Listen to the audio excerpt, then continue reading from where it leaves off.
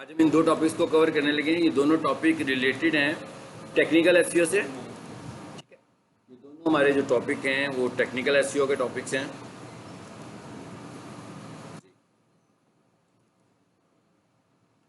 Site map हम देखेंगे कि साइट मैप क्या होता है, साइट मैप कैसे करते हैं हम।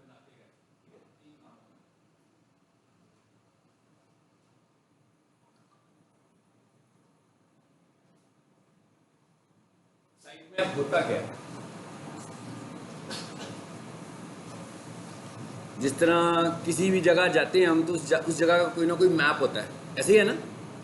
सो जब हम उस जगह पर चले जाते हैं तो उस मैप की मदद से हमें वहाँ पर नेविगेट करने में आसानी होती है, मूव करने में आसानी होती है।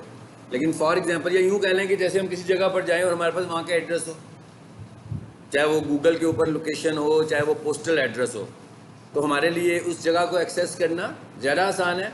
लेकिन अगर हमारे पास एड्रेस ना हो और हम पूछ कर जाएंगे तो हमारा टाइम भी ज़्यादा लगेगा, ठीक है ना, और डिफ़िकल्टी भी हमें ज़्यादा होगी। सेम इसी तरह हम ये कह रहे हैं कि भाई गूगल का क्राउलर हमारी वेबसाइट पर आता है और हमारी वेबसाइट को स्कैन करता है। क्यों स्कैन करता है? भाई रैंक कराने के लिए। उसने वेबसाइट को रैंक करना है, वेबसाइट की पोजीशन लेकर आनी है कि भाई आपकी वेबसाइट पहले नंबर रैंक पे है कि नहीं है। मतलब पहले क्राउलर स्कैन करेगा, फिर अगर वो हमारी वेबसाइट स्टैंडर्ड्स पूरे कर रही होगी तो इंडेक्सिंग में ऊपर आएगी। लेकिन जब क्राउलर आपकी वेबसाइट पर आएगा और आकर उसको हर दफ़ा आपकी वेबसाइट को अंडरस्टैंड करना पड़ेगा कि भाई ये किस तरह का स्ट्रक्चर है इसका। वेबसाइट के स्ट्रक्चर की बात करें तो क्या होता है, मेन्यू की बात करते हैं हम कि भाई कौन कौन से मेन्यू बने हुए हैं, इनके अंदर कौन कौन से सब मेन्यूज़ हैं, सब मेन्यूज़ के अंदर फर्दर क्या इन्फॉर्मेशन है। तो ये सारा स्ट्रक्चर उसे समझना है, फिर ही वो सारी वेबसाइट को स्कैन कर पाएगा ना। सो हम ये चाहते हैं कि भाई ये जो हमारी वेबसाइट का स्ट्रक्चर है ये हम पहले ही गूगल को सबमिट कर दें, ताकि जब क्राउलर हमारी वेबसाइट के पास आए तो उसको हमारे वेबसाइट का सारा मैप उसके पास हो, यानी सारा स्ट्रक्चर उसके पास हो। मीन्स क्या हो, टाइम बच गया उसका। ये भी एसईओ का एक बहुत स्ट्रॉन्ग फैक्टर है। सबसे पहले तो हमने देख लिया कि साइट मैप होता क्या है। बेसिकली साइट मैप क्या है? साइट मैप आपकी पूरी वेबसाइट का एक स्ट्रक्चर है।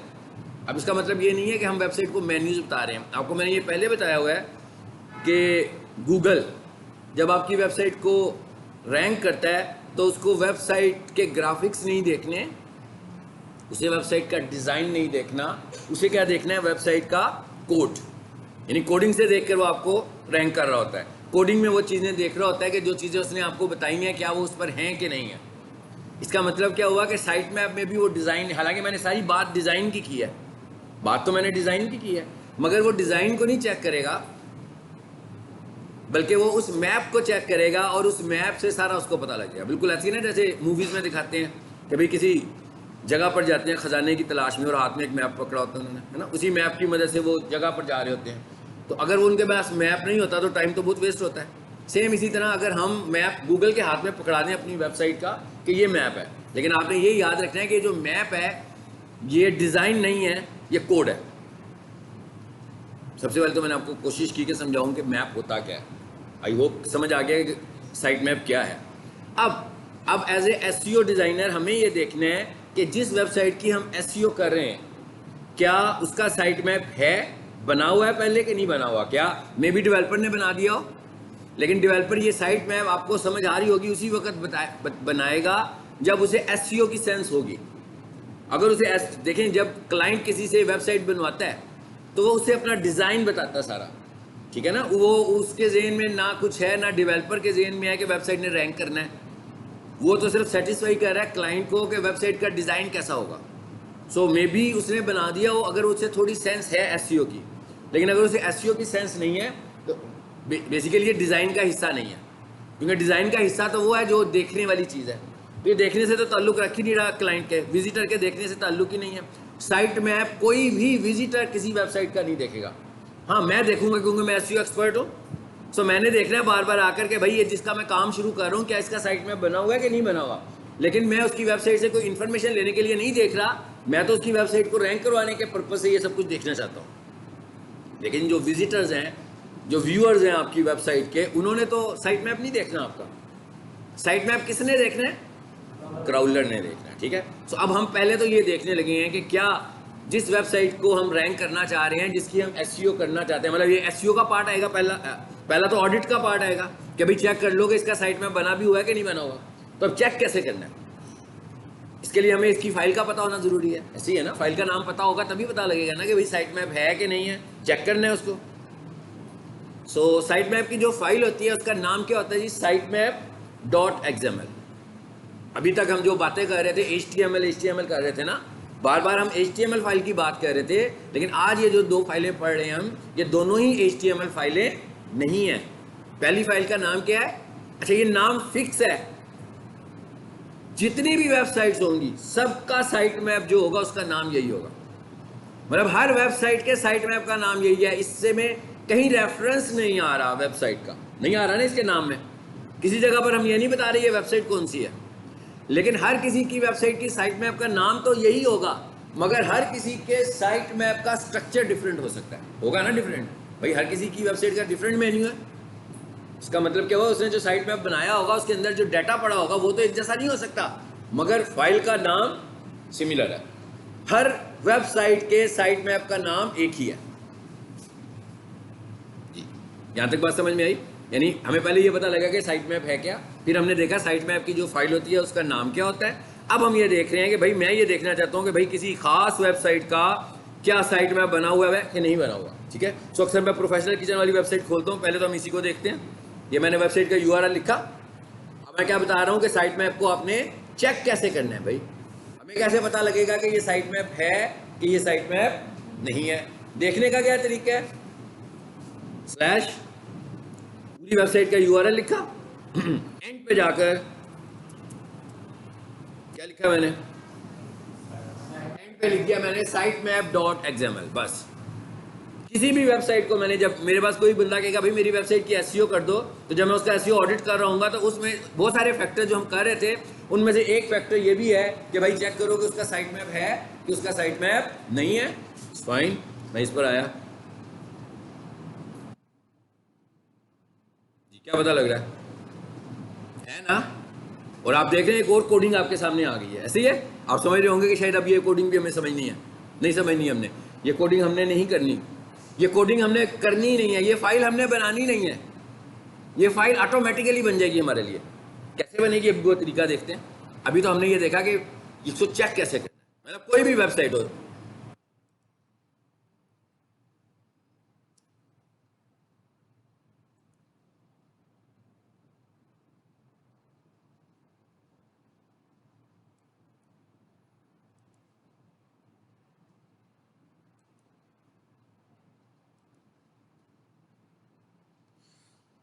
एक और वेबसाइट देखते हैं जी, Jio.tv।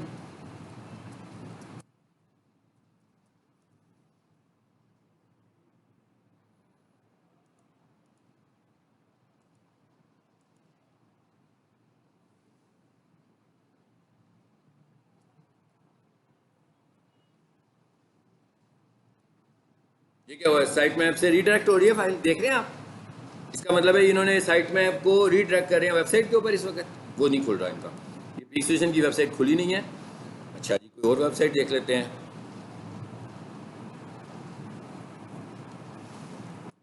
किचन इक्विपमेंट लिखते हैं।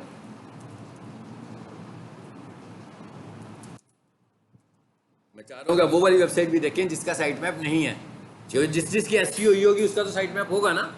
तो एक आपको मैं वो वेबसाइट दिखाना चाहता हूँ जिसका साइट मैप ना हो, तो ज़रा नीचे चले जाते हैं, मे भी कोई ऐसी वेबसाइट निकल आए।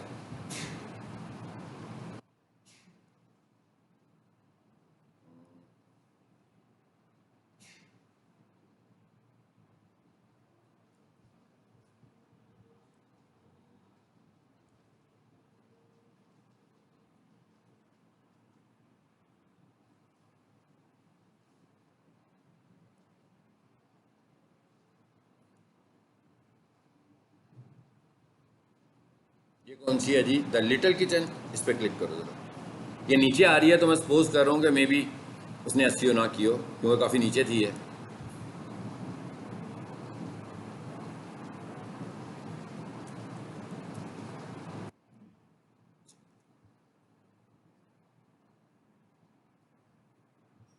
अंदाज़ा मैंने लगाया था, लेकिन इसका भी साइट मैप बना हुआ है। हाँ, अब आप ये देख रहे हैं कैसा साइट मैप है।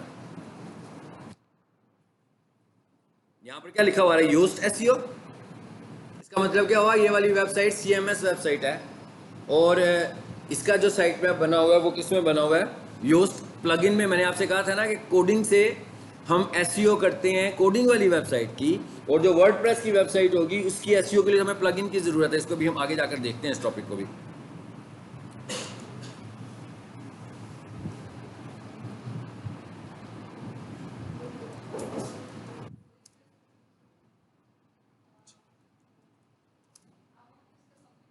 जी जी प्लीज़ प्लीज़।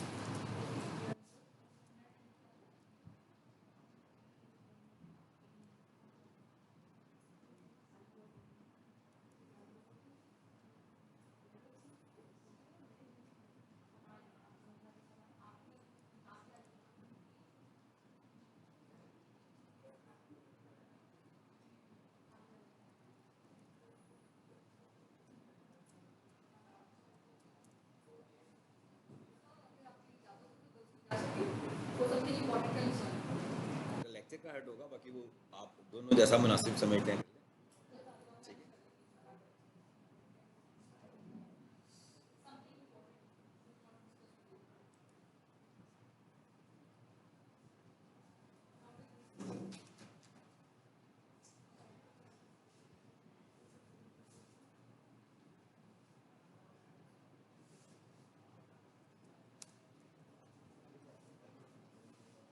चाह रहा हूँ मैं आपको कोई वेबसाइट ऐसी दिखा पाऊँ जिसमें ना लगा हो, तो आपको पता लगे मैसेज क्या आता है।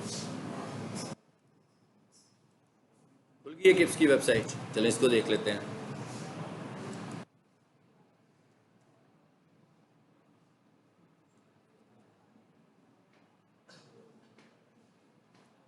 बहुत सारी मुख्तलिफ खोल रहा हूँ कि किसी पे मुझे ना मिले। इसका क्या मतलब है, इसका भी बना हुआ है, इसका भी बना हुआ है, ठीक है। एक चीज़ अब आपको ये पता लग रही है यहाँ से देख के कि भाई ये जो साइट मैप है ये बहुत इंपॉर्टेंट है। किसी भी वेबसाइट का साइट मैप एसईओ के हवाले से इंपॉर्टेंट है। तो जिन जिन रैंक वेबसाइट को मैं देख रहा हूँ सबका साइट मैप मुझे मिल रहा है।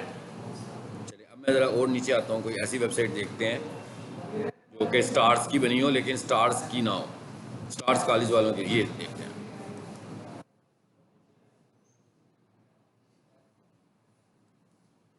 चलिए किप्स की खुल गई है, मेरा ख्याल है इसका भी होगा।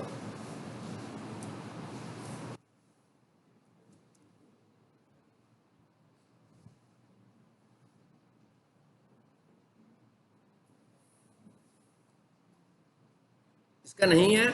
और इनके साइट मैप के ऊपर क्या किया हुआ है इन्होंने, साइट मैप की कोई फाइल बना के तो उसको रीडायरेक्ट किया हुआ है, जो कि गलत है, ठीक है, ठीक नहीं है। साइट मैप कैसा होना चाहिए, साइट मैप कोड होना चाहिए, कोडिंग की शक्ल में साइट मैप हमें बनाना है। हमें इस तरह का साइट मैप बिल्कुल नहीं जनरेट करना। जैसे ये खुल गई है साइट, इसका साइट मैप देख के देख लो।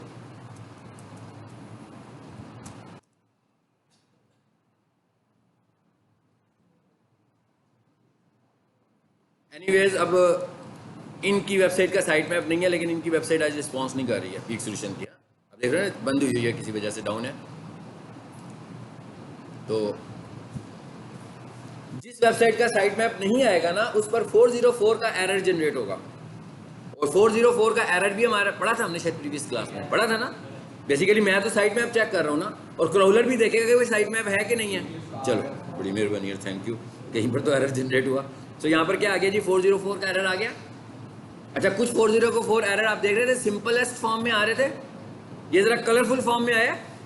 इसका मतलब क्या है, इसका मतलब ये है कि हमने डेवलपर से कह के 404 का पेज भी डिज़ाइन करवाया हुआ है। हमने उसे कहा हुआ है कि भाई जब 404 का पेज आए तो इस तरीके से आए, तो व्यूअर विजिटर्स को भी कुछ थोड़ा सा अंदाजा हो जाएगा कि इनके नॉलेज में आएंगे 404 एरर जनरेट कर रहा है। ये देखें इन्होंने खुद ही किया है ना, सारा पूरा पेज डिज़ाइन किया हुआ है, ऊपर कॉलेज की इन्फॉर्मेशन सब कुछ दी हुई है, लेकिन नीचे आ रहा है 404 का एरर। तो ये हम डेवलपर से कह के 404 का पेज भी डिज़ाइन करवाएंगे। 404 का पेज ट्रिगर कब हो रहा है, जब वो पेज मिल नहीं रहा। लेकिन कौन सा पेज ट्रिगर हो रहा है, जो डेवलपर ने बनाया हुआ है, ठीक है ना। चले बहरहाल हमें अब नजर आ गया कि कैसा आता है। हाँ लो जी, इधर भी अब सारे आने शुरू हो गए हैं। किप्स का भी नहीं बना हुआ, लेकिन इधर भी 404 का एरर ही जनरेट हुआ ना। अब हमें पता लग गया कि अगर आपका साइट मैप नहीं बना होगा तो क्या आएगा। अब एक तो साइट मैप नहीं है, एक बुरी बात, दूसरी बुरी बात क्या, 404 भी जनरेट हो रहा है। अब ये विजिटर नहीं देखेगा, ये तो पक्की बात है ना, आपको पता लग गया कि भाई किसी बंदे को अगर किप्स का डाटा लेना है, किप्स से इन्फॉर्मेशन लेनी है, किप्स की एडमिशन डेट का पता करना है, किप्स से नोट्स डाउनलोड करने हैं, सिलेबस देखना है, तो वो तो ये नहीं लिखेगा ना। ये साइट मैप कौन लिखेगा, सिर्फ और सिर्फ क्राउलर। क्राउलर को ये फाइल चाहिए। तो अब क्राउलर को पता लग गया भाई इसका साइट मैप नहीं है, इसका मतलब क्या हुआ कि क्राउल जब आपकी वेबसाइट पर आएगा तो इसका टाइम काफी वेस्ट होगा। चले, अब हमें ये भी समझ में आ गया साइट मैप क्या है, साइट मैप चेक कैसे होना है। अब हम ये कह रहे हैं कि भाई नहीं है, हम जिस वेबसाइट पे काम कर रहे हैं उसका साइट मैप नहीं है। अब बना लेते हैं, कैसे बनना है, अब बनाना कैसे है हमने, ठीक है। मतलब इसके लिए मुझे कोई कोडिंग याद नहीं करनी है, आपने कुछ याद नहीं करना, आपको टूल का पता होना चाहिए। और टूल मैं कैसे लाता हूँ, मैं आपको पता है ना, मैं हमेशा कीवर्ड लिख के लाता हूँ टूल्स को। तो मैं लिखता हूँ ऑनलाइन, लिखा हुआ आ गया, ठीक है। मिसाल के तौर पर अगर आपको कोई बंदा कि यार मेरी वेबसाइट का साइट मैप तो बना दो, तो आप ये लिखो ऑनलाइन साइट मैप जनरेटर। कितने सारे जनरेटर्स आ जाएंगे, वो खुद ही जनरेट कर देंगे। वो जैसे कन्वर्टर यूज किए थे ना ऑनलाइन, इसी तरह ये जनरेटर है। लेकिन ये किस लिए मैंने लिखा क्या है, keyword online site map generator. आगे इस जगह पर आकर मैं क्या करूंगा, उस वेबसाइट का नाम लिखूंगा जिसका मुझे बनाना है, एग्जैक्टली यूआरएल पूरा HTTPS के साथ, ठीक है। अगर यूआरएल आपसे सही टाइप नहीं होता तो उसका बेहतर तरीका क्या होता है, जैसे अक्सर मैं देखते हैं ना मुझे, मैं क्या करता हूँ, पहले वेबसाइट खोलता हूँ, उसे कॉपी करके यूआरएल यहाँ ले जाता हूँ। मुझे होता है कि क्लियर यूआरएल आ जाए, उसमें कोई प्रॉब्लम ना हो। अब मैं क्या करूँगा, इसको स्टार्ट, मैंने कुछ नहीं किया, मुझे कोई कोडिंग की जरूरत नहीं है, मैं online site map generator use कर रहा हूँ। नीचे क्या लिखा हुआ है कहता है use our pro services if you want to generate site map more than 500 pages. कहता है भाई अगर आपको 500 पेजेस से बड़ा, भाई 500 पेजेस तो बहुत होते हैं ना, नॉर्मल वेबसाइट पे तो कितने होते हैं, 4 5 8 10 12 20 50, तो कहता है 500 पेजेस से बड़ी वेबसाइट है अगर आपकी, तो फिर आप ये फ्री टूल यूज नहीं कर सकते, फिर आपको पेड टूल यूज करने की जरूरत है। अगर आपकी वेबसाइट के 500 पेजेस हैं, मतलब ये तो कोई बड़ी वेबसाइट के होंगे ना, जो बड़ा कोई प्लेटफॉर्म होगा, उसके लिए फिर हम ये फ्री जनरेट नहीं करेंगे। और हमारे पास चैट जीपीटी भी है, चैट जीपीटी पे भी क्यूरी करके हम ये साइट मैप जनरेट करवा सकते हैं।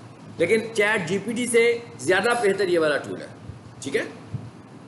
ये क्या लिखा हुआ है, व्यू, इसे क्लिक कीजिए। जरा एक काम करें, मैं कोशिश करता हूँ कि आज मेरी वो खुल जाए यहाँ पर होस्टिंग, थोड़ा सा होस्टिंग का काम भी आज हमने करना है।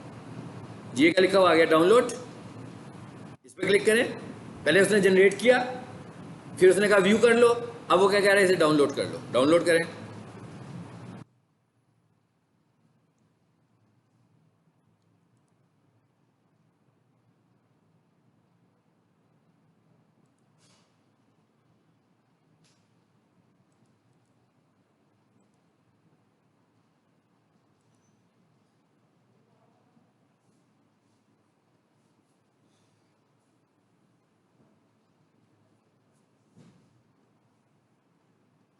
नेट अपना चेंज कर लो, अपना चला देता हूँ।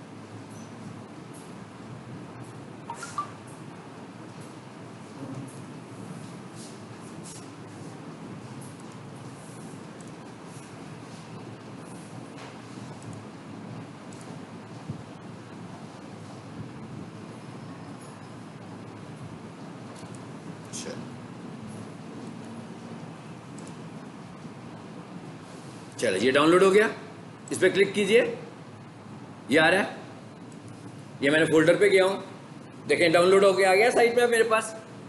अब वो मैं बार बार पढ़ा रहा हूँ, आजकल यही क्लासेस मेरी चल रही हैं हर जगह पे साइट मैप वाली। हाँ, तो आप देख रहे हो मैं पढ़ाने के बाद जब उसे डाउनलोड करता हूँ तो उसकी कॉपीज डाउनलोड होना शुरू हो जाती है ना।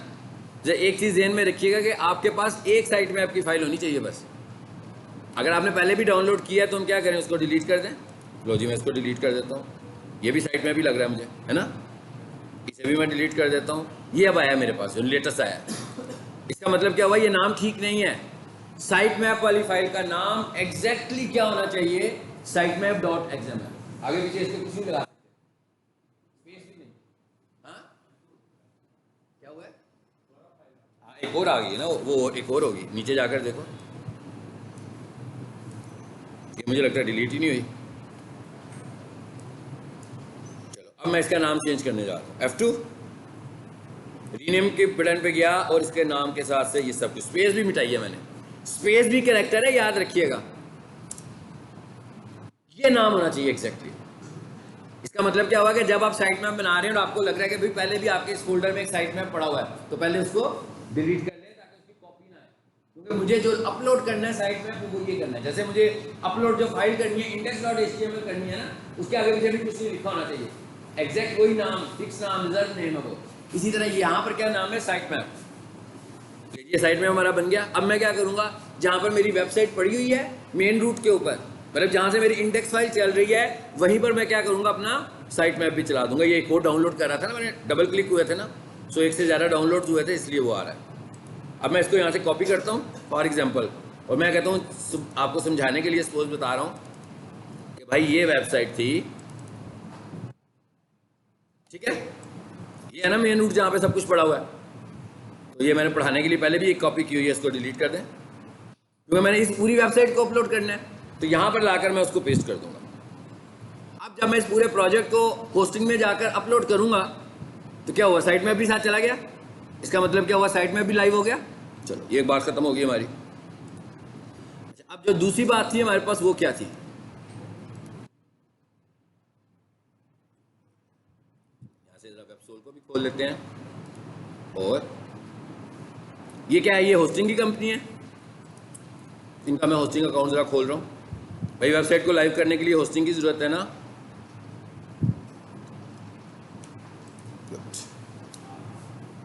अब जो हमारा दूसरा टॉपिक है, दैट इज रोबोट्स। रोबोट्स की फाइल क्या है, मैं बार बार क्राउलर की बात कर रहा हूं।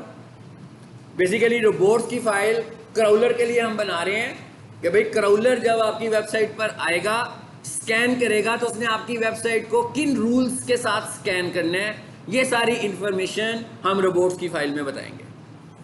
मतलब क्या कि भाई किस हिस्से को स्कैन करो और किस हिस्से को स्कैन ना करो। ये क्या वजह हुई, क्यों हम ये कहना चाहते हैं, अपनी क्राउलर को ये क्यों कहना चाह रहे हैं कि इस हिस्से को स्कैन ना करो। भाई जिस हिस्से को, जिन फाइलों को आप रैंक करवाना चाहते हैं, जिन फाइलों को आप रैंक करवाना चाहते हैं उनको हम कहेंगे कि क्राउल करो, और जो फाइलें रैंकिंग से ताल्लुक नहीं रखती, सिर्फ वेबसाइट की डेवलपमेंट से ताल्लुक रखती हैं, उन्हें हम कहेंगे कि भाई इसको क्राउल ना करो। तो उन्हें भी क्राउल कराएंगे तो टाइम वेस्ट होगा ना। जैसे कि ना, जैसे मैं आपको पढ़ा रहा हूँ, साथ में ही कोई और चीज़ पढ़ानी शुरू होती है जो कि आपकी रेलिवेंट भी नहीं है, वो तो फिर फायदा कुछ नहीं हुआ। आप लोग तो एसईओ करना चाह रहे थे, कोई और टॉपिक में पढ़ाना शुरू होता बीच में से। सेम इसी तरह हमें ये बताना पड़ेगा कि भाई ये वेबसाइट है, इसके इस हिस्से को स्कैन करो। इसकी एक बहुत बड़ी वजह और क्या है, इसकी एक बहुत बड़ी वजह ये भी है कि हम ये कहना चाह रहे हैं कि भाई हमारी वेबसाइट पे जब क्राउलर ने आना है, जैसे मैं कहूँ ना एक कॉलेज है, तो सुबह जब जैसी क्लासेस शुरू होती है, प्रिंसिपल साहब राउंड पे निकलते हैं, तो हर रूम में खड़े होकर देखते हैं कि भाई क्या स्टूडेंट्स बैठे हुए हैं, क्या उनका एटीट्यूड है, क्या ट्रेनर का एटीट्यूड है, कैसे वो पढ़ा रहे हैं। थोड़ी देर के लिए आते हैं, फिर एक रूम से दूसरे रूम में चले जाते हैं, फिर दूसरे से तीसरे में चले जाते हैं। लेकिन वो किसी एक रूम में कितना रुकेंगे, आप में से कोई स्टूडेंट गैस कर सकता है कितनी देर रुकेंगे वो यहाँ पे? बिल्कुल नहीं कर सकता। ये उन्होंने खुद से ही देखना है कि मुझे यहाँ कितना रुकना चाहिए। हो सकता है कि वो 10 सेकंड्स के लिए रुके, हो सकता है वो 40 सेकंड्स के लिए रुके, ये भी हो सकता है कि वो 1 मिनट के लिए रुके और उन्हें फील हो तो वो पीछे की बैठ जाए, पॉसिबल है। तो इसका मतलब क्या होगा कि क्राउलर ने भी जब आपकी वेबसाइट पर आना है तो उसने भी ये खुद डिसाइड करना है कि मुझे इस वेबसाइट को स्कैन करने के लिए यहाँ पे रुकना कितनी देर है। इसका कोई टाइम नहीं है। क्राउलर है क्या बेसिकली, फिजिकल चीज़ तो है नहीं है। मैंने आपको बताया था कि ऐसी चीज़ तो नहीं है फिजिकली की कोई चीज़ हमें नजर आ रही है, कोई एक सॉफ्टवेयर टाइप की चीज़ है, वर्चुअल सॉफ्टवेयर है और एआई बेस्ड है। खुद ही से उसने आना है, वेबसाइट के डाटा को देख के उसने टाइम भी स्पेंड करना है। जो टाइम वो स्पेंड करता है किसी वेबसाइट पर क्राउलर, उस टाइम को हम बोलते हैं क्राउल बजट। यानी क्राउलर आया आपकी वेबसाइट पे, कुछ देर के लिए रुका, स्कैन किया आपकी वेबसाइट और चला गया। जब स्कैन करके ले गया तो इसका मतलब क्या हुआ, क्यों कर ली की उसने, इंडेक्सिंग सर्वर के लिए, और जाकर वहां पर इंडेक्सिंग सर्वर पर उसको स्टोर कर दिया। इंडेक्सिंग सर्वर उसको चेक करना शुरू हो गया कि भाई ये वेबसाइट स्टैंडर्ड्स कितने पूरे कर रही है। क्राउलर ने जब आपको स्कैन किया, उसके अपने भी कुछ स्टैंडर्ड्स थे पहले शुरू में। जैसे मैं कह रहा था डुप्लीकेट कंटेंट नहीं होना चाहिए, मतलब उसके अपने स्टैंडर्ड थे ना। अगर आप उन स्टैंडर्ड पे पूरा उतरे तो उसने क्राउल किया, और उसके बाद उसने जाकर इंडेक्सिंग सर्वर पर रख दिया। उसके बाद इंडेक्सिंग सर्वर ने देखा कि भाई इसको मुझे नंबर क्या देना है, पहले नंबर पे रखना है, दूसरे पे रखना है, 10वें पे रखना है, 100वें पे रखना है, 1000वें पे रखना है, भाई क्या इसने ऑप्टिमाइजेशन की हुई है उसके हिसाब से। लेकिन वो जब आपको क्राउल करके लेकर गया तो उसने आपकी वेबसाइट पर आकर कुछ देर रुकना था, ज़्यादा देर नहीं था रुकना। कितनी देर रुकना था कोई टाइम नहीं जानता, गूगल ने कभी नहीं बताया कि कितनी देर क्राउलर आपकी विजिट करेगा। इसका मतलब क्या हुआ कि हमें बहुत मोहतात होना पड़ेगा और हमें एग्जैक्टली वो चीज़ें गूगल को बता देनी चाहिए रोबोट्स फाइल के अंदर कि भाई हमारी वेबसाइट का ये वाला हिस्सा स्कैन करो और हमारी वेबसाइट का ये वाला हिस्सा स्कैन ना करो, ठीक है। ये सारी बातें बताने के लिए हम क्या यूज करते हैं, रोबोट्स की फाइल। अब आपको अंदाजा हो गया होगा कि रोबोट्स की फाइल भी कितनी इंपॉर्टेंट है। अब जब हम क्राउलर को इन्फॉर्मेशन दे रहे हैं इसका मतलब क्या हुआ कि रोबोट्स की फाइल में कोई साइट मैप के मुतालिक भी बताना पड़ेगा कि भाई साइट मैप बना हुआ है कि नहीं बना हुआ, क्योंकि वो भी तो स्कैन उसी ताल्लुक था, यही बात कर रहा था ना थोड़ी देर पहले। तो हम रोबोट्स में साइट मैप का भी बताते हैं। अब यहां पर भी फिर सबसे पहले कॉन्सेप्ट समझ में आएगा, what is robots file, site map कौन सी है, रोबोट्स कौन सी है, दोनों समझ में आ गई। अब मैं ये कह रहा हूं कि भाई रोबोट्स फाइल को फिर वही बात क्या होती है समझ में आ गया, चेक कैसे करना है और बनाना कैसे, ठीक है। चेक कैसे करना है सबसे पहले तो वही बात, फिर मैं एक वेबसाइट पर आता हूं, प्रोफेशनल किचन पे आ जाते हैं जी, /dc सॉरी रोबोट्स आगे robots.txt, इसका नाम भी स्पेसिफिक है इस फाइल का नाम भी स्पेसिफिक है। क्या नाम है, robots.txt। और ये txt फाइल है, ये html फाइल नहीं है। इसका मतलब क्या हुआ कि इसमें कुछ इंफॉर्मेशन टेक्स्ट फॉर्मेट में है, कोडिंग है थोड़ी सी, मतलब कोड एक दे रहे हैं लेकिन not html coding, simple coding. लिखिए जरा देखते हैं इसकी रोबोट्स है कि नहीं है ना। 2-3 लाइनें लिखी हुई हैं इसमें। असल में ये 2-3 लाइनें कुछ रूल्स हैं, जो रूल्स हम बता रहे हैं इस फाइल के अंदर, और इन रूल्स की मदद से क्राउलर को समझ में आ जाता है कि भाई आप मुझे क्या डाटा दे रहे हो। रूल नंबर 1 क्या है, मतलब ये रूल है, रूल नंबर 1 क्या है, यूजर डैश एजेंट लिखा हुआ है। ये नाम देख के शायद कुछ ऐसा इंपैक्ट पड़ता है, शायद ये विजिटर्स की बात हो रही है, ऐसी है ना, क्योंकि यूजर लिखा हुआ है तो यूजर से ऐसे लगता है जैसे जो लोग मेरी वेबसाइट पर आ रहे हैं ये वो लोग हैं। इंपैक्ट पड़ रहा है कि नहीं पड़ रहा ये वाला, लेकिन ये यूजर हम नहीं है, ये विजिटर्स नहीं है। ये क्या कह रहा है, यूजर एजेंट, एजेंट का मतलब है क्राउलर्स।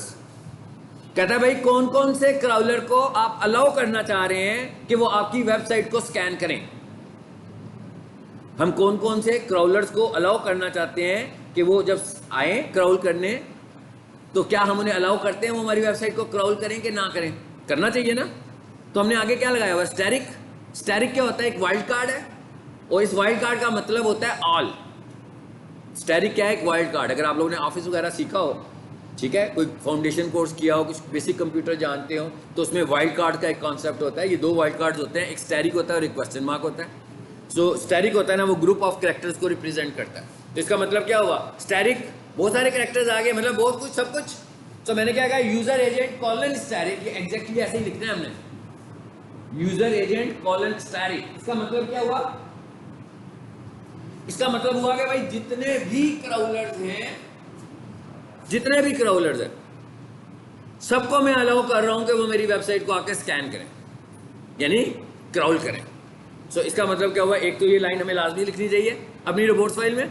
सिंपल मैं इसी को पकड़ता हूँ, भाई मैं अपनी रोबोट्स फाइल बनाने लगा हूँ, साथ देखिएगा मैं रोबोट्स फाइल बनाऊंगा भी। अब मैं रोबोट्स फाइल क्रिएट भी करने जा रहा हूँ, मैंने किसी की रोबोट्स फाइल पकड़ लिया, किसी की भी पकड़ लिया, ठीक है। अब मैं आ गया हूँ नोटपैड में और आकर मैंने यहां पर क्या किया, रोबोट्स फाइल पेस्ट कर दी। भाई ये लाइन तो ऐसी चाहिए ना, ऐसी लिखी रहने देता हूं कि भाई जितने भी क्राउलर्स हैं हम हमेशा यही कहेंगे कि सारे क्राउलर, मतलब याहू भी क्राउल करे, MSN भी क्राउल करे, गूगल भी क्राउल करे, हम हर क्राउलर को कहना चाहते हैं कि हमारी वेबसाइट को क्राउल करो। तो हम क्या लिखेंगे, user dash agent colon asterisk. User agent का मतलब क्या है, भाई कौन से क्राउलर्स, स्टैरिक का मतलब क्या है, ऑल। तो यूजर एजेंट स्टैरिक का मतलब क्या हुआ कि सारे ही क्राउलर्स, यानी सारे सर्च इंजन के क्राउलर मेरी वेबसाइट को क्राउल करें। अच्छा, दूसरे नंबर पर क्या लिखा हुआ है, रूल नंबर 2। पहला रूल तो ये हो गया, अभी हम दूसरा रूल उसे क्या बता रहे हैं, अलाउ कॉलन। इसका क्या मतलब हुआ, अलाउ करो भाई, कॉलन का क्या मतलब, अब यहां से आगे कुछ मेंशन नहीं किया, मैं इसके आगे कुछ मेंशन नहीं किया, इट्स मीन ऑल, यहां तक ऑल है। अभी इस लाइन तक मुझे ये समझ में आ रहा है अलाउ कॉलन का मतलब क्या हुआ, ऑल। अगर मैं लिखूं अलाउ कॉलन और आगे लिखूं index.html, इसका मतलब क्या हुआ, सिर्फ एक ही फाइल अलाउ कर रहा हूं, बाकी किसी को नहीं कर रहा। लेकिन जब मैंने लिखा ना अलाउ कॉलन, इसका मतलब क्या हुआ कि सब कुछ अलाउ कर दिया। ये रूल नंबर 2 हो गया। क्या तरीका लिखने का भाई, अलाउ कॉलन, बस खत्म, और तो कुछ लिखने की जरूरत ही नहीं है। रूल नंबर 3 क्या है, दिस अलाउ। अब मैं क्या कहने चाह रहा हूं कि भाई उधर तो मैंने कह दिया कि सब अलाउ है, लेकिन नीचे वाली लाइन में आकर मैंने क्या बताया, मैंने कहा ये एक फोल्डर है ना, इसको मैं डिसअलाउ करना चाहता हूं। अब ये कौन सा फोल्डर है भाई, इस फोल्डर को हमने अभी तक HTML में डिस्कस भी नहीं किया था ना। ये वाला फोल्डर होस्टिंग का फोल्डर है। ये फोल्डर होस्टिंग खुद बनाती है। जब आपकी वेबसाइट अपलोड होती है वहां पर ये फोल्डर, देखो भाई होस्टिंग का भी तो कोई ऑपरेटिंग सिस्टम होगा ना जिसमें सब कुछ चल रहा है, जिसकी वजह से वहां सारी फाइल मैनेजमेंट भी होने लगी हुई है। सो ये फोल्डर उसने खुद बनाना है, और भी बहुत सारे फोल्डर को खुद बना दिया। सो हमने इस फोल्डर को स्पेशली कहा कि भाई इसको नहीं क्राउड करना, इसमें मेरा कोई डाटा ही नहीं है, क्यों अपना टाइम वेस्ट करोगे इसको देख के। तो इसी तरह मैंने क्या किया हुआ है, मैंने कुछ और फोल्डर्स भी बनाए हुए हैं। मिसाल के तौर पर एक एग्जांपल और करते हैं, मैं स्पेस दे के आगे भी लिख सकता था, जिस तरह हो ज़्यादा बेहतर है कैसे लिखें। ये क्या लिख दिया मैंने, टेम्प। मैंने क्या किया हुआ है, मैंने ना अपनी होस्टिंग में ना एक फोल्डर बनाया हुआ है टेम्प के नाम से। अब उसमें करता क्या हूँ मैं, वेबसाइट तो मैंने बनाकर दे दी, SEO कर ली है, या मैं डेवलपर भी हूँ और SEO का काम भी कर रहा हूँ, तो मेरा जो क्लाइंट है वो मुझसे चेंजेस करवाता है अपनी वेबसाइट में। वेबसाइट तो बन गई, अब उसने कुछ जब वो चेंजेस करवाएगा तो इसका मतलब क्या होगा, उसकी इंडेक्स फाइल मॉडिफाई होगी, हो सकता है उसकी अबाउट अस की फाइल मॉडिफाई हो सकता है उसकी कोर्सेज की टैब में जो फाइल है वो मॉडिफाई हो। इसका मतलब क्या होगा, ओरिजिनल कंटेंट तो चेंज होता रहेगा बार बार। तो मैंने क्या किया हुआ है कि जब फॉर एग्जांपल मैंने उसे जनवरी में फाइल डिलीवर कर दी वेबसाइट, फरवरी में उसने मुझे कहा कि भाई ये जो मेरा होम पेज है ना, इसके ऊपर वो जो आपने मेन इमेज लगाया हुआ है ना नीचे पैराग्राफ के साथ, वो एक नई ऑफर है हमारी, वो लगा दो। फाइन, लगा दी, ठीक है। इस तरह उसने और भी चेंजेस करवाई। उसके बाद फरवरी में उसने फिर कुछ चेंजेस करवा ली, मार्च में उसने फिर कुछ चेंजेस करवा ली। अब क्या हो रहा है, हर दफा उसकी इंडेक्स फाइल के वर्जन चेंज हो रहे हैं, नई इंडेक्स फाइलें बनती जा रही है ना, लेकिन पुरानी इंडेक्स फाइलें भी तो हैं जिनको मैं चेंज कर रहा हूँ बार बार। फिर क्या हुआ, अचानक सितंबर में उसने कहा कि यार वो जो हमने लॉन्च किया था ना जनवरी में, वापस उसी को रिस्टोर कर दो। अब अगर तो मैं उस फाइलों को ओवरराइट करता जा रहा हूँ तो मेरे पास तो सिर्फ एक ही वर्जन बच जाएगा ना जो अपडेटेड होगा। जैसे आप अभी फाइल बनाएं, उसमें कुछ डिलीट करें और सेव कर दें, तो पुराना तो क्या। तो हमें क्या करना चाहिए कि हम जो जो चेंजेस करते जाएं उनका भी एक एक बैकअप रखता जाए, पुरानी फाइल का भी एक एक बैकअप अपने पास रखें। तो मैंने क्या किया हुआ है, एक टेम्प का फोल्डर बनाया, उसके अंदर मैंने आगे एक और फोल्डर भी बना दिया, ये किसका, जनवरी का। अब जनवरी के अंदर मैंने उसकी जिन जिन फाइलों में चेंजेस की उन सारी फाइलों को कहाँ रख दिया, जनवरी में। फिर मैंने एक फोल्डर बनाया हुआ फरवरी का, मैंने उसकी अबाउट अस में या इंडेक्स में जिस फाइलों में चेंज की वो जो पुरानी फाइलें थी ना वो इसमें रख दी। इसका फायदा क्या हो रहा है, मेरे पास बैकअप आ गया, पुराना बैकअप भी आ गया, नई चीजें तो चल ही रही ऑलरेडी, लेकिन ये भी इंडेक्स फाइल है, जनवरी में भी इंडेक्स फाइल पड़ी हुई है, फरवरी पे भी इंडेक्स फाइल पड़ी हुई है, और होम रूट पे भी, मेन रूट पे भी इंडेक्स फाइल पड़ी है। आपको स्कैन किसे करवाना है, मेन रूट वाली को, इनको तो नहीं करवाना ना स्कैन। तो मैंने क्या कहा इसको, मैंने कहा भाई डिसअलाउ कॉलन टेम्प, चलो समझ में आ गई बात की। अब मैंने क्या किया कि भाई डाटा तो मैंने रखा हुआ है ना अपने लिए, ताकि मैं रिस्टोर कर सकूं बाद में कब जरूरत पड़े, लेकिन क्राउलर को मैंने कह दिया कि इधर आने की जरूरत नहीं है, ये तो मेरा टेम्परेरी फोल्डर है, इसको स्कैन नहीं करो। अब आपको पता लग गया कि डिसअलाउ का क्या पर्पज है और डिसअलाउ क्यों इस्तेमाल करेंगे और किस लेवल तक लेकर जाएंगे। अब डिसअलाउ करने के लिए हमारे पास चॉइसेस हैं, लेवल है ना मुख्तलिफ, मतलब एक क्या है, ये टेम्प का मेन फोल्डर है, फिर क्या है, टेम्प के अंदर एक सब फोल्डर भी है ना, फिर क्या है, उस सब फोल्डर के अंदर फाइलें भी हैं। फॉर एग्जांपल अगर मैं यूं लिखूं टेम्प और इसके अंदर मेरा फोल्डर था जनवरी का, तो मैंने आगे लिख दिया जैन, और इधर आकर मैंने लिखा, अब आपने बताना है आपको क्या समझ में आया इस बात से। ये आपकी मेन रूट की फाइल नहीं है, ये आपकी मेन फाइल नहीं है जो वेबसाइट चला रही है, ये वो फाइल है जो टेम्प में पड़ी हुई है। सो गूगल भी कंफ्यूज होगा ना, दो जगहों से उसको इंडेक्स मिलेगी।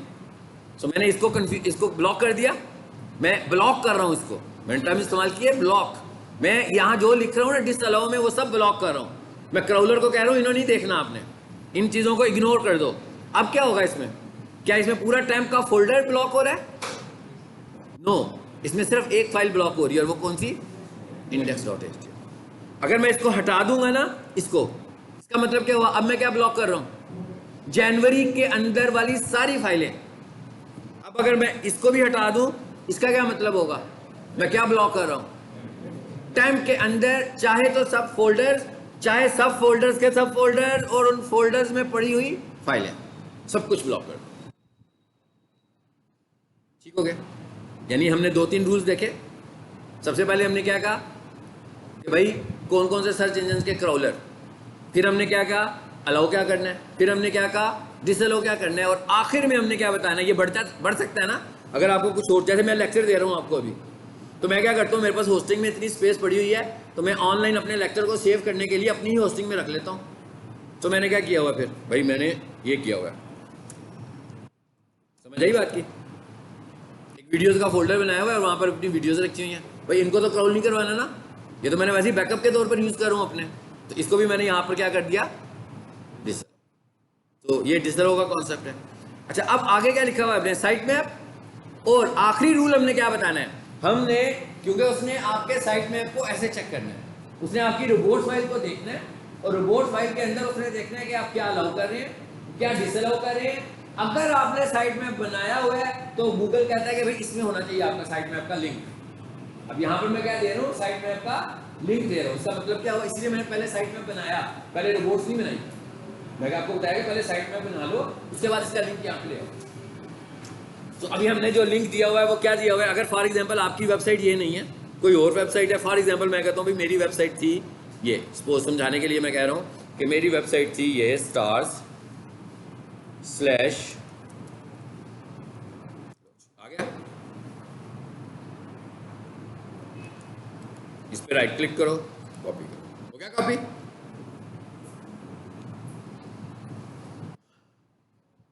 कॉपी हो गया, क्लियर हो गया जी। अब मैंने क्या किया, इधर आया नोटपैड में, इस पूरी लाइन को खत्म कर दूं, साइट मैप को नहीं खत्म कर रहा, ये तो होना चाहिए ना, कंट्रोल भी, ठीक। अब साइट मैप भी बता दिया हमने।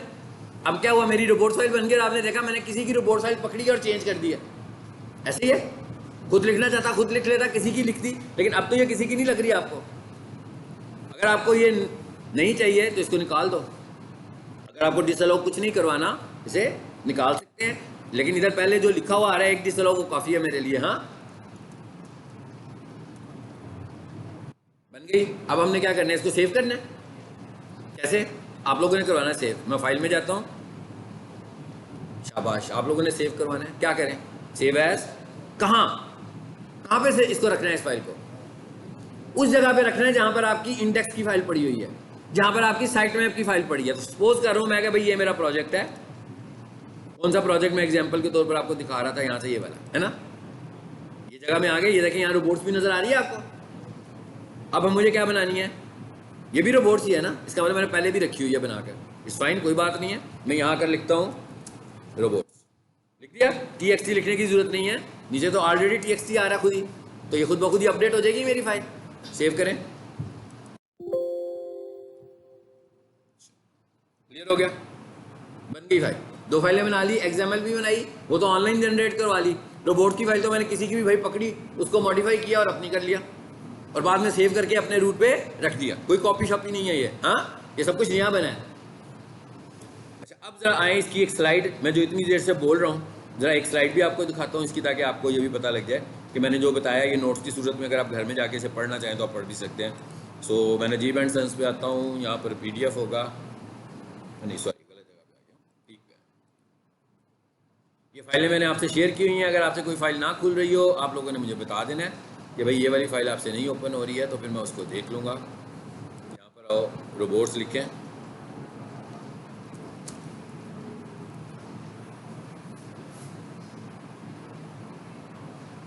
यही है, इस पर राइट क्लिक करें, ओपन विद कहाँ है, फायरफॉक्स। चलो अब जरा ये जो इतनी लंबी स्टोरी मैंने आपको रोबोट्स की सुनाई है ना, ये सारी स्लाइड में मौजूद है। कि व्हाट इज रोबोट्स फाइल, जो मैंने अभी आपको समझा दिया कि रोबोट्स फाइल क्या होती है। थोड़ा सा मैं इसको गो थ्रू कर देता हूँ आपको, फिर अगले टॉपिक पे जाते हैं। Robot file is a text file that resides in the root directory, यही बताया, इसको रूट डायरेक्टरी पे होना चाहिए। And give search engine crawlers instructions as to which pages they can crawl and index during the crawling and indexing process। ठीक है, यही बताया आपको मैंने। Okay, robot file is a plain text file that follow robots exclusion standard.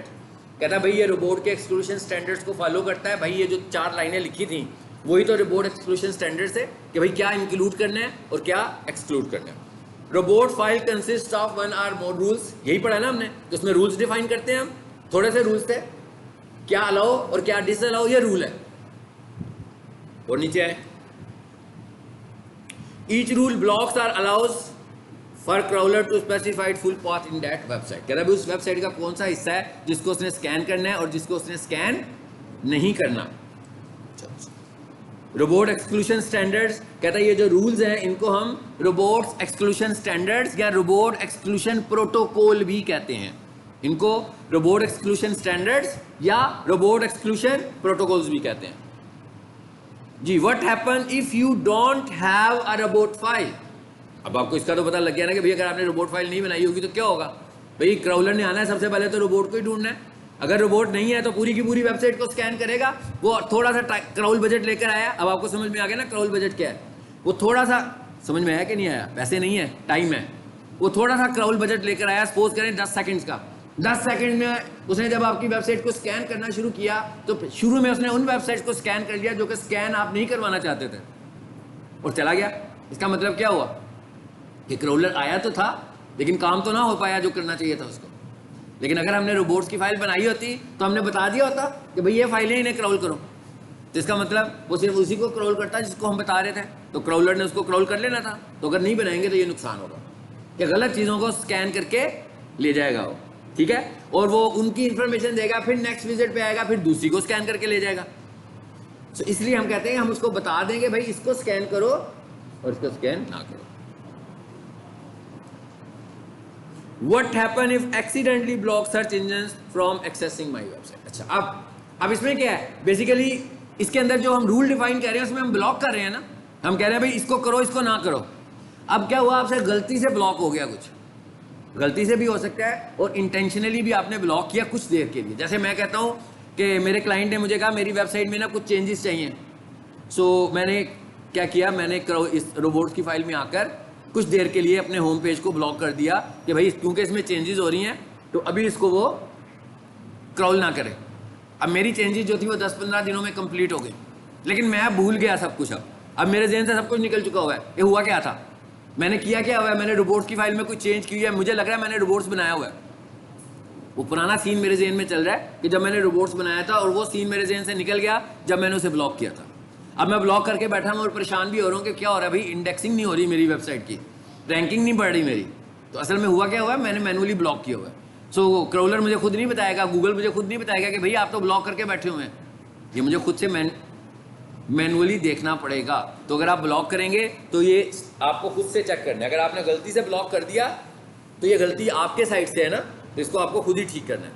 जब तक आप उसे अनब्लॉक नहीं करेंगे वो दोबारा से स्कैनिंग शुरू नहीं करेगा। जी आ जाए नीचे। इसका जवाब तो आपके पास ही है ना भाई, कि जरूरत है कि नहीं है ना, होनी चाहिए ना। टेक्निकल एसईओ है ये, मैंने बता दिया कि हम ब्लॉक क्यों यूज करते हैं, ये सारा मैंने डिफाइन कर दिया है। 2 इंपॉर्टेंट थिंग, ये कौन सी 2 इंपॉर्टेंट बातें हैं जी, ये जरा समझ लेते हैं।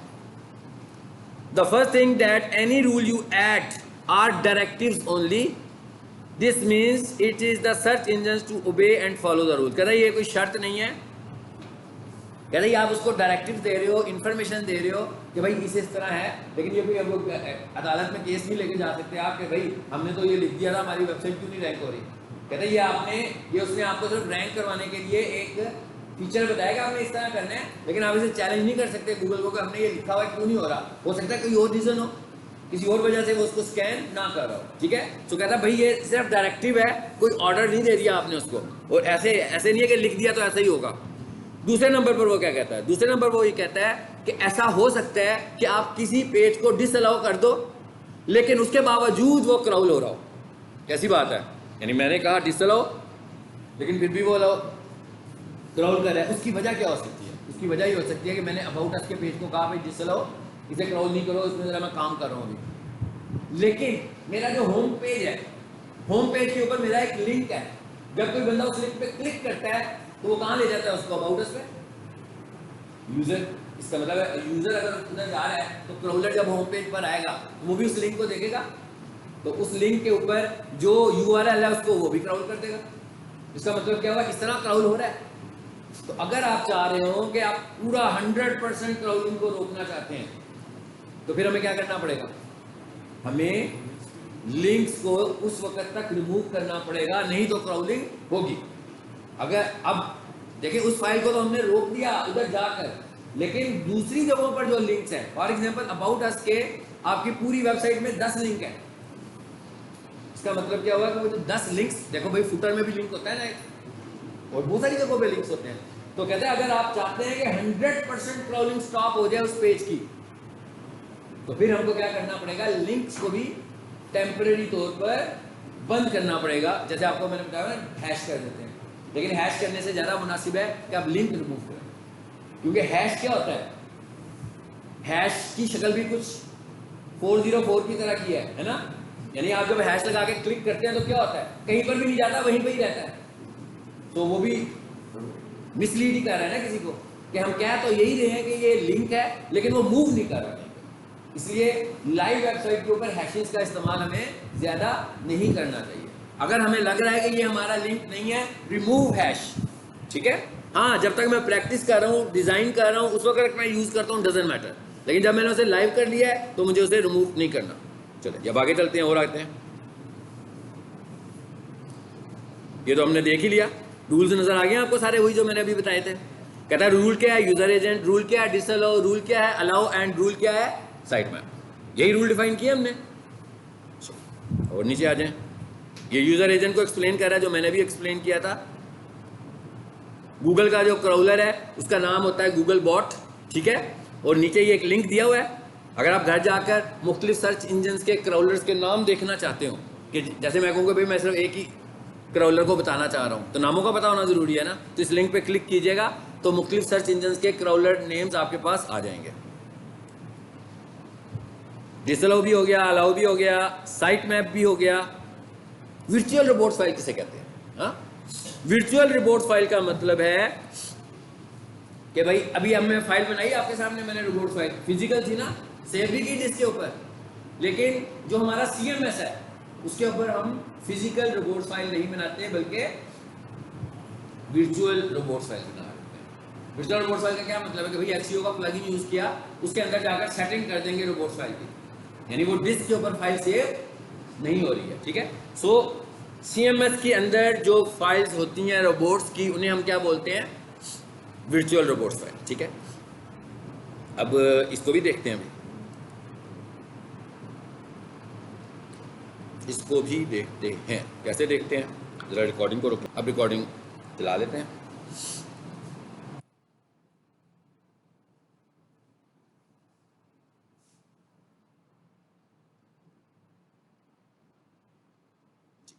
खुल गई वेबसाइट। ये आप देख रहे हैं एक आर्टिकल स्टाइल की वेबसाइट है, ब्लॉग लिखा हुआ है सिर्फ, जिसमें सिर्फ इंफॉर्मेशन है। नीचे आकर देखो बहुत सारे पेजेस हैं। अच्छा ऊपर आए वापस।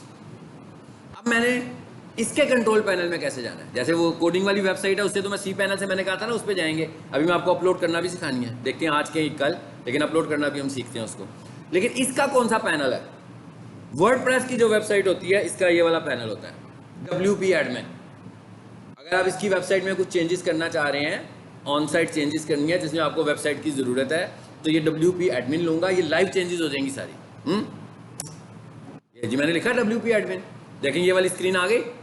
इसका मतलब क्या हुआ कि अगर कोई क्लाइंट होगा जो आपसे SEO करवाए और उसकी वेबसाइट वर्डप्रेस की वेबसाइट है, तो आप उससे कौन सा लॉगिन मांगोगे, कौन सा एक्सेस मांगोगे? WP एडमिन का। आपने कहना है कि भाई मुझे अपनी वर्डप्रेस के वेबसाइट का कंट्रोल पैनल दे दें, तो इसको हम बोलते हैं WP एडमिन, इस WP एडमिन का एक यूजर नेम है और एक पासवर्ड है, देख रहे हैं ना, ये यूजर नेम और ये पासवर्ड देंगे तो ये खुल जाएगा। खुले इसको, वर्डप्रेस का इंटरफेस भी आपके सामने आ जाएगा।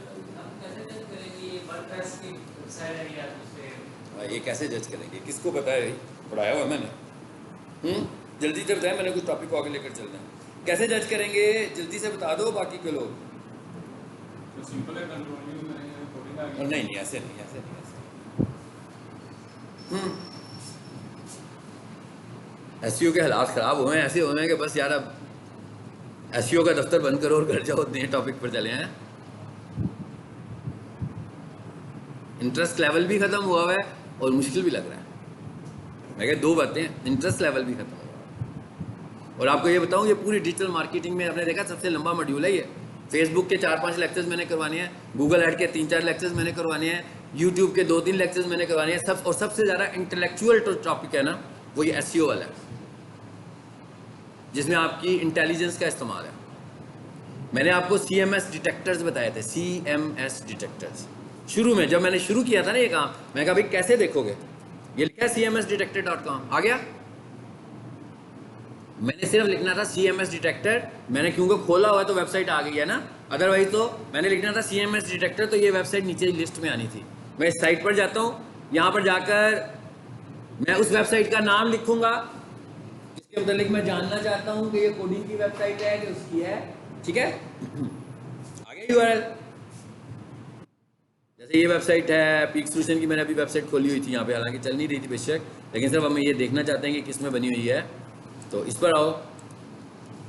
पुरानी बातों को याद रखा करें यार। शुरू में आपने अगर वेब डेवलपमेंट का पहले लेक्चर नहीं पढ़े होंगे,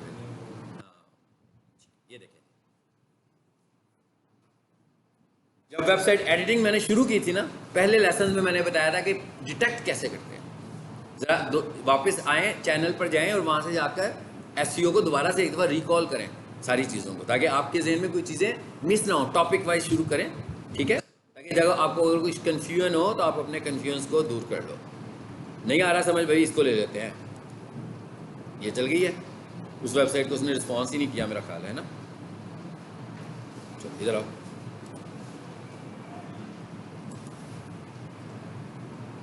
पहले मैंने क्या लिखी थी, पीक सॉल्यूशंस, फिर पीक सॉल्यूशन लिख के मेरा ख्याल है किया था मैंने, दिखाया नहीं आपको। हाँ, ये सर्चिंग हो रही है, अभी नीचे डिटेल्स आ जाएंगी आपके पास। और गूगल क्रोम एक्सटेंशन भी होती है इसकी, हाँ, CMS डिटेक्टर क्रोम एक्सटेंशन, बस इतना लिखना है आपने। तो क्रोम एक्सटेंशन आएगी, उसे डाउनलोड करना, ऊपर आ जाएगी, फिर आपको वेबसाइट पे जाने की जरूरत नहीं है।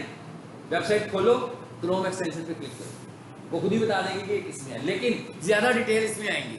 लेकिन सबसे ऊपर क्या लिखा हुआ है, लिखा हुआ गया ना वर्डप्रेस, कहता है भाई ये वेबसाइट वर्डप्रेस में बनी हुई है, तो बता रहा है कितना कितना पार्ट किस में बना हुआ है। अच्छा, आप चेंज करें इसको जरा, अब सोफे वाली को लिखें, ये तो वर्डप्रेस की नहीं है, डिटेक्ट करें, ये विंडो आती है, इसे बंद कर दें।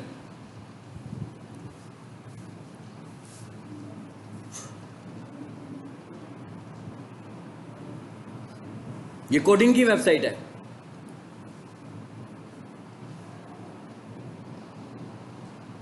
चलिए इसे करने दे काम, जरा उधर आ जाए वापस, आ गई है, ये वर्डप्रेस की साइट खुल गई है। अब मैं बता क्या रहा था आपको, वर्चुअल रोबोट्स फाइल ना, उसको जब खुलेगा ना उसको देख लेते हैं। ये लेफ्ट साइड पर देखो, पैनल आ रहा है एक, ये क्या लिखा हुआ आ रहा है, योस्ट एसईओ, यहां पर एसईओ नजर आ रही है हमें, योस्ट एसईओ का आ रहा है, इस पर क्लिक करें। हम देखने क्या जा रहे हैं कि भाई कैसे बनाएंगे। आज मैं आपसे एक प्लेलिस्ट शेयर करूंगा वर्डप्रेस की, उसके अंदर 2-3 चीजें हैं, उनको आपने खुद से देखना है, क्योंकि उसको हम देखेंगे तो टॉपिक हमारा टाइम बहुत लंबा होगा। छोटे छोटे क्लिप्स हैं वो। वर्डप्रेस को लोकल इंस्टॉल कैसे करते हैं अगर आपने प्रैक्टिस करनी हो, ठीक है, और वर्डप्रेस की एसईओ कैसे करते हैं, वो 3 वीडियोस होंगी छोटी छोटी, 5-5 या 10-10 मिनट्स की। वो जो इतनी देर से हम खप रहे हैं ना इधर, वहाँ पर एसईओ, यहाँ पर एसईओ करनी कोई मुश्किल काम नहीं है भाई। ये लाइक माइक्रोसॉफ्ट वर्ड है ना, वर्ड की तरह खोलोगे, सिलेक्ट करोगे, ऊपर बोल्ड, अंडरलाइन, लिंक्स, इमेज सब आ रहा है भाई। जो कुछ भी करना है ऊपर से सिलेक्ट करके करते जाएंगे। वो आपने क्लिप्स देखनी है मेरे, वो वर्डप्रेस का मैं भी आपको शेयर करता हूँ। वर्डप्रेस की प्लेलिस्ट है, ठीक है। आ गए यहाँ पर।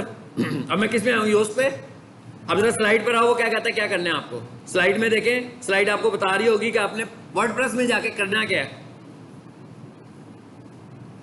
क्या कहता है वर्डप्रेस में आ जाओ, ये देखें क्या कहता है, कहाँ जाओ, एसईओ प्लगइन में, एसईओ प्लगइन्स के बाद टूल्स में, टूल्स के बाद फाइल एडिटर में, ठीक है। इधर आए अब तक ये एसईओ प्लगइन खुल गया, टूल्स नजर आ रहा है आपको, टूल्स में जाओ।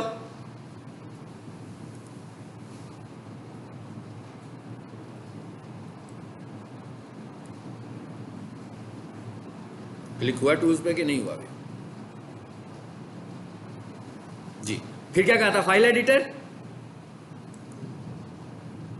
अच्छा, आगे रिपोर्ट्स की फाइल, मैं आपके सामने आगे रिपोर्ट्स की फाइल, कोई बनाने की जरूरत नहीं है। यहां पर ये सारा काम कौन कर रहा है, एसईओ का प्लगइन कर रहा है। लेकिन यहां पर आपको करना क्या पड़ा, आप देख रहे हो मुझे बार बार कह रहा था कि भाई बाय करो इसको, तो इसके हम बहुत कम फीचर्स हैं जो फ्री यूज करेंगे। कहता है गेट योस्ट एसईओ प्रीमियम। इसका मतलब क्या होगा कि यहाँ पर हमें अगर इन सब को मैक्सिमम यूज करना होगा तो ये प्लगइन्स परचेज करने पड़ेंगे।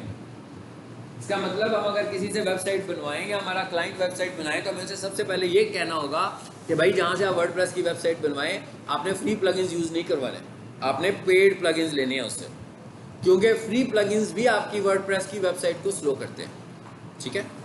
चलो क्लियर हो गया, इसका भी समझ में आ गया कि यहाँ पे कैसे काम करना है हमने। अब आ जाए वापस इधर, वो भी उधर एक काम चल रहा था उसको भी देखते हैं। बाकी सब चीज़ें वही हैं जो मैंने वहाँ से आपको बता दी हैं, बात खत्म हो गई है ये वजह हमारी। अब इधर है, ये चल रहा था CMS डिटेक्टर।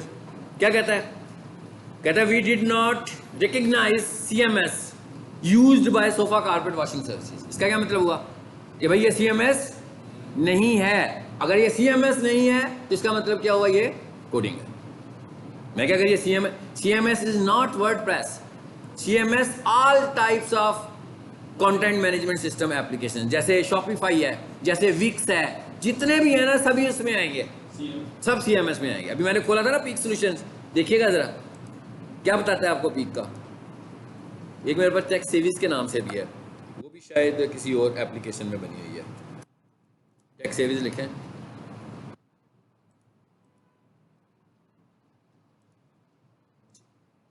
कहाँ है,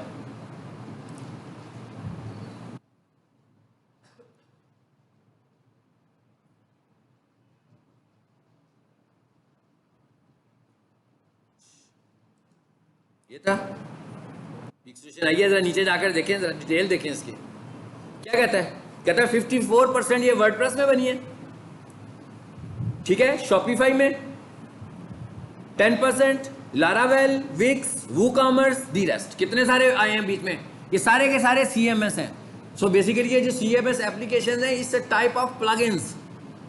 ये जो आपके पास है ना Shopify, it's a plugin. Feel हुआ है ना ये कि मेन वेबसाइट किस में बनाई है उसने, वर्डप्रेस में, और बाकी के जो CMS है उसको एज उसने प्लगइन यूज किया हुआ है। मतलब जो CMS उसे वर्डप्रेस में नहीं मिला वो उसने शॉपिफाई का यूज कर लिया दूसरे एप्लीकेशन। तो इसका मतलब क्या हुआ कि ये खिचड़ी सी भी पकी हुई है, नंबर ऑफ डिफरेंट CMS के साथ ये वेबसाइट, और सारी ऐसी होंगी, कोई एक वेबसाइट प्योरली इसकी एक की नहीं होगी, इसलिए कि उसका मल्टीपल काम होगा, मल्टीपल CMS उसको यूज कर रहे होंगे। हाँ जी, और देखें जरा कोई और है मेरे पास, ये देखें टेलेक्ट्रॉनिक्स, इसको देखें ये किसमें बनी हुई है। ये तो एक ई-कॉमर्स की वेबसाइट है, बिल्कुल प्योरली ई-कॉमर्स वेबसाइट है। यहाँ पर चीज़ें एसेसरीज, लैपटॉप मोबाइल एसेसरीज वगैरह, और ये जो आपके लैपटॉप एसेसरीज, छोटी छोटी चीज़ें होती हैं वो सारी बेचते हैं ये देखें ये किसमें बनी हुई है। चलो आज इतना ही रखते हैं। वो अगला टॉपिक क्या होगा, अगला टॉपिक होगा कि अपनी वेबसाइट को गूगल सर्च कंसोल से अप्रूव कैसे करना है, अपनी सब डोमेन कैसे बनानी है, बात करते हो ना मैं बार बार सब डोमेन की, और वेबसाइट को अपलोड कैसे करना है, ये सारा काम हमने अपनी दफा करना है नेक्स्ट क्लास में। मैं आपको सब डोमेन बनाने भी सिखाऊंगा। कहाँ पर, cPanel पर। आप में से कोई भी बंदा नहीं है बना सकता जब तक वो cPanel परचेज नहीं करेगा। ये सब लाइव काम होगा ना, ये लोकल काम नहीं होगा, ये होस्टिंग पे काम कराऊंगा आपको मैं, ठीक है। ये क्या किया था मैंने, CMS डिटेक्ट किया था, नहीं चला, चला लेते हैं दोबारा से, ये टॉपिक तो करते हैं पूरा।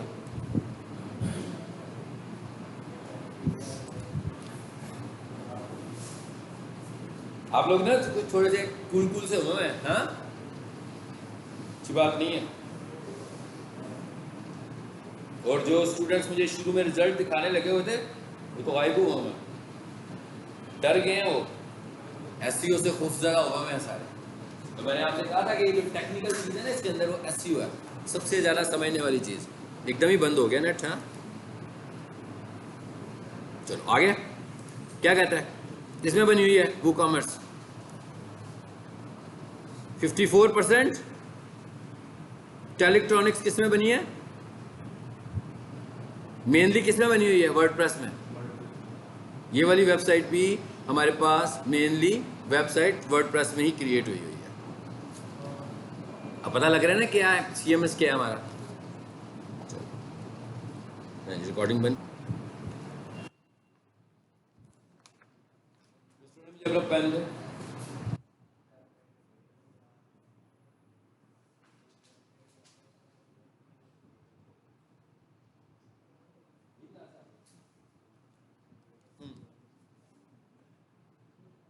मैंने अपना नेट यूज़ कर रहा हूँ और जितना सही चलता है, यहाँ पे कुछ सिग्नल्स का इशू है मुझे लगता है।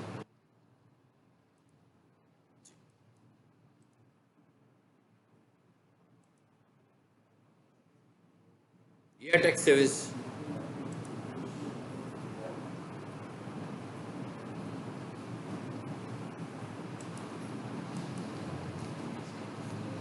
बनी नहीं हुई है ना, रास्ते में ही छोड़ी हुई है। क्या देख रहे थे हम लोग, ये अब ये देख रहे हो कैसी है